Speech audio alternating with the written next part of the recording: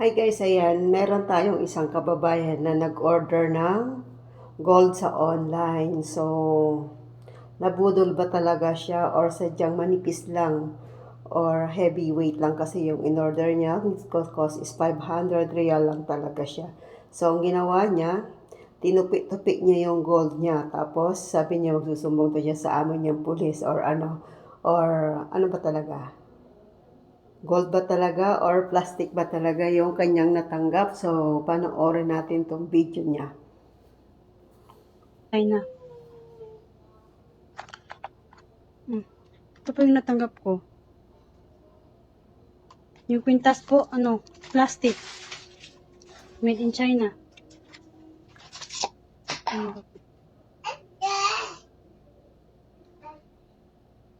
Tingnan mo po. Saan yung gold dyan? Bakit ganito po?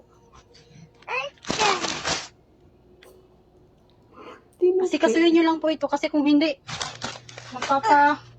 magpapatulong ako sa ampong pulis. Bakit mo tinupi? Pinaghirapan ko yung perang pangbayad dito. Tapos ito lang yung matatanggap ko.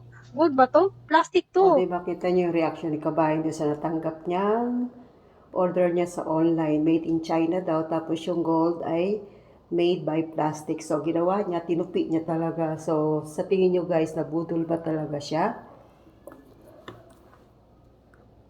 Sa tingin nyo guys, nabudol ba talaga siya or talagang manipis lang talaga yung pagkabili niya ng gold kasi 500 real lang. So sa akin opinion ay talagang manipis lang yung guys, yung ganong gold. Siguro wala pa yung 100 grams. Siguro nasa 0 point ano lang yon something pero palagay nating 1 grams, 'di ba? Napakanipis talaga niya. So, kaya natin siyang tupiin. Kaya kung gusto niyo bumili ng gold, pumunta na lang kayo sa tindahan ng mga gold.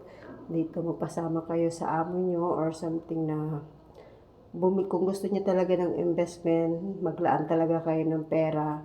Medyo mga pricey kasi ang mga gold ngayon. So, kaysa yung order kayo sa online, pwede naman, legit naman. May mga legit namang seller na nagbibenta talaga ng gold, real gold. Pero yung ganong 500 real sa pagkakaalam ko ay napakanipis lang talaga. So, sa'yo kabayan, good luck sa'yo. Bakit mo naman pinipi agad yung puso? Hindi mo naman lang pinaabot ng Valentine's Day. Ayan. Pinipi mo talaga, ginanon mo. Sayang yung pera mo, 500 real. Sa bagay, pwede pa namang ipatimbang yan. So, good luck sa'yo kabayan. Good luck sa'yo. Sana maging aral sa'yo yan.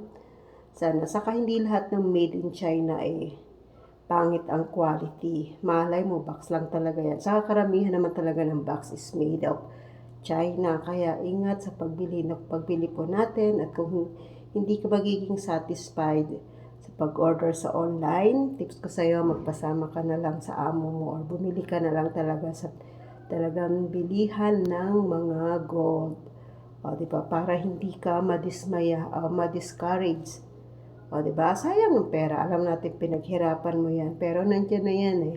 So, dapat hindi mo pinipi or giniyupit. Sana nagamit mo, di ba? Maganda naman eh, kaso manipis lang. Tingin ko naman is real gold. Kaya lang, heavyweight nga lang siya, di ba?